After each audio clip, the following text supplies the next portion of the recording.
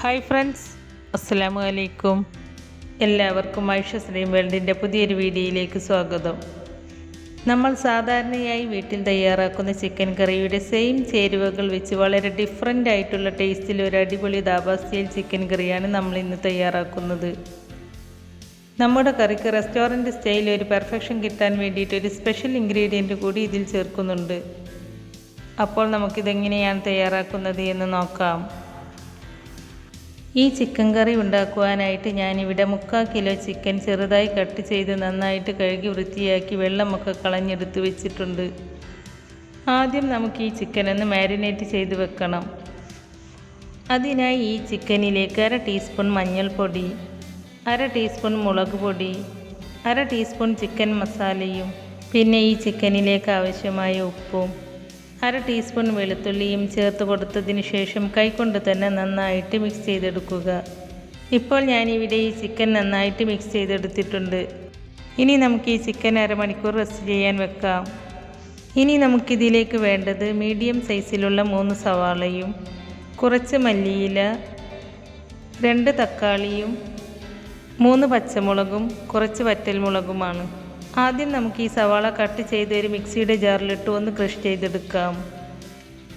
സവാള ക്രഷ് ചെയ്തതിന് ശേഷം നമുക്കിതൊരു ബൗളിലേക്ക് ഇട്ട് കൊടുത്ത് ഒരു സൈഡിലേക്ക് മാറ്റി വെക്കാം. ഇനി നമുക്ക് ഇതേ മിക്സിയുടെ ജാറിൽ തന്നെ ടൊമാറ്റോ പ്യൂരിയും ഉണ്ടാക്കിയെടുക്കാം.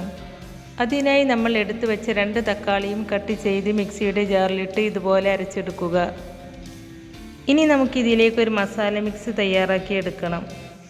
അതിനായി ഒരു ബൗളിലേക്ക് 1 ടീസ്പൂൺ മഞ്ഞൾപ്പൊടി, 1 ടീസ്പൂൺ മുളക് പൊടി, 1/2 ടീസ്പൂൺ മല്ലിപ്പൊടി, 1/2 teaspoon garam masala powder, 1/2 teaspoon കുരുമുളക് പൊടിയും ചേർത്ത് കൊടുത്തതിന് ശേഷം 1/4 കപ്പ് വെള്ളവും ചേർത്ത് കൊടുത്ത് കട്ടയില്ലാതെ മിക്സ് ചെയ്തെടുത്ത് ഒരു സൈഡിലേക്ക് മാറ്റി വെക്കുക.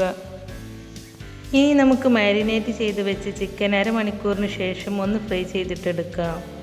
ചിക്കൻ ഫ്രൈ ചെയ്യാനായിട്ട് ഒരു പാൻ അടുപ്പത്ത് വെച്ച് അതിലേക്ക് സൺഫ്ലവർ ഓയിൽ ഒഴിച്ച് കൊടുത്തിട്ടുണ്ട്. ഓയിൽ ചൂടായതിന് ശേഷം ചിക്കൻ ഓരോന്നായി ഇട്ട് കൊടുത്ത് ഫ്രൈ ചെയ്തിട്ടെടുക്കാം. നല്ല ക്രിസ്പിയായി ഫ്രൈ ചെയ്തെടുക്കുകയൊന്നും വേണ്ട കേട്ടോ. ഇതുപോലെ ഒന്ന് ഫ്രൈ ആയി കിട്ടിയാൽ നമുക്ക് ഫ്ലെയിം ഓഫ് ചെയ്യാം. ഇനി നമുക്കൊരു കടായി അടുപ്പത്ത് വെച്ച് അതിലേക്ക് 3 ടേബിൾ സ്പൂൺ സൺഫ്ലവർ ഓയിൽ ഒഴിച്ച് കൊടുക്കുക. ഓയിൽ ചൂടായിട്ട് വരുമ്പോൾ അതിലേക്ക് 1/2 ടീസ്പൂൺ ചെറിയ ജീരകവും നമ്മൾ എടുത്തു വെച്ച വറ്റൽമുളകും ഇട്ട് കൊടുത്ത് ഒന്ന് റോസ്റ്റ് ചെയ്തെടുക്കുക. അതിനുശേഷം നമ്മൾ ഗ്രേറ്റ് ചെയ്തെടുത്ത സവാള ചേർത്ത് കൊടുത്ത് മീഡിയം ഫ്ലെയിമിൽ വെച്ച് 4-5 മിനിറ്റ് വഴറ്റിയെടുക്കുക. സവാള പെട്ടെന്ന് വഴന്നു വരാൻ ഇതിലേക്ക് ആവശ്യമായ ഉപ്പ് ചേർത്ത് കൊടുക്കുക.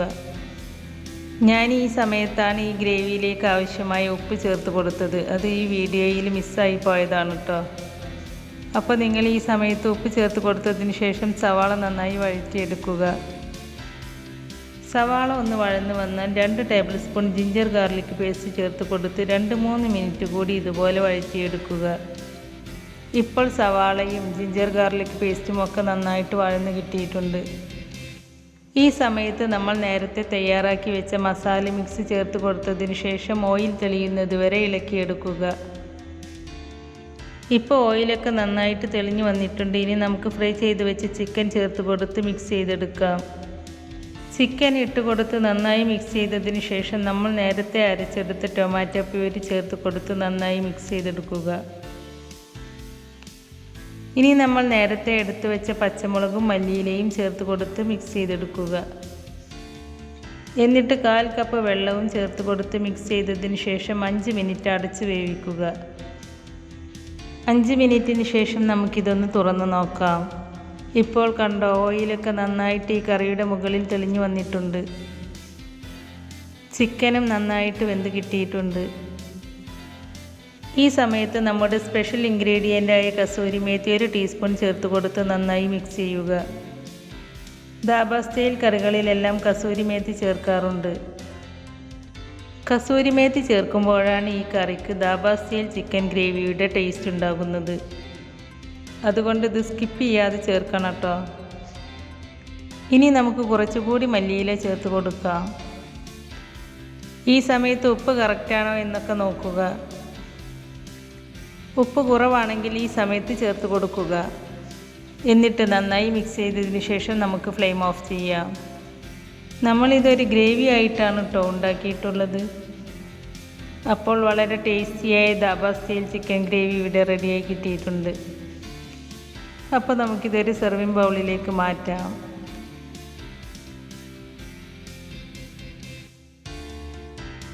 ഈ ചിക്കൻ ഗ്രേവി കാണുമ്പോൾ തന്നെ അറിയാം നല്ല ടേസ്റ്റ് ഉണ്ടെന്ന്. ശരിക്കും ഈ ഗ്രേവി നല്ല ടേസ്റ്റ് ഉണ്ട് കേട്ടോ. ഈ ചിക്കൻ ഗ്രേവി ചപ്പാത്തി, പൊറോട്ട, നാൻ എന്നിവയുടെ കൂടെയൊക്കെ ബെസ്റ്റ് കോമ്പിനേഷനാണ്. അപ്പോൾ ഈ ധാബ സ്റ്റൈൽ ചിക്കൻ ഗ്രേവി നിങ്ങൾ ഇതേപോലെ ഒന്ന് ട്രൈ ചെയ്ത് നോക്കിയിട്ട് അതിൻ്റെ ഫീഡ്ബാക്ക് നമ്മുടെ കമൻറ്റ് ബോക്സിൽ കമൻറ്റായി അറിയിക്കണേ. നമ്മുടെ ഇന്നത്തെ ഈ റെസിപ്പി നിങ്ങൾക്ക് ഇഷ്ടമായിട്ടുണ്ടെങ്കിൽ ലൈക്ക് ചെയ്യാനും ഫ്രണ്ട്സ് ആൻഡ് ഫാമിലിക്ക് ഷെയർ ചെയ്ത് കൊടുക്കാനും മറക്കരുത്. അതുപോലെ ആയിഷ ശ്രീ വേൾഡ് ആദ്യമായിട്ട് കാണുന്നവരാണെങ്കിൽ ഒന്ന് സബ്സ്ക്രൈബ് ചെയ്ത് സപ്പോർട്ട് ചെയ്യണേ. കൂടെ കാണുന്ന ബെല്ലൈക്കണിൽ ക്ലിക്ക് ചെയ്ത് അതിൽ ആൾ എന്ന ഓപ്ഷൻ തന്നെ എനേബിൾ ചെയ്ത് വെക്കാനും മറക്കരുത്. എങ്കിൽ മാത്രമേ പുതിയ റെസിപ്പീസ് അപ്ലോഡ് ചെയ്യുമ്പോൾ അതിൻ്റെ നോട്ടിഫിക്കേഷൻ നിങ്ങൾക്ക് കിട്ടുകയുള്ളൂ. ഇൻഷാ അല്ലാഹ് പുതിയ റെസിപ്പീസുമായി വീണ്ടും വരാം. Thank you.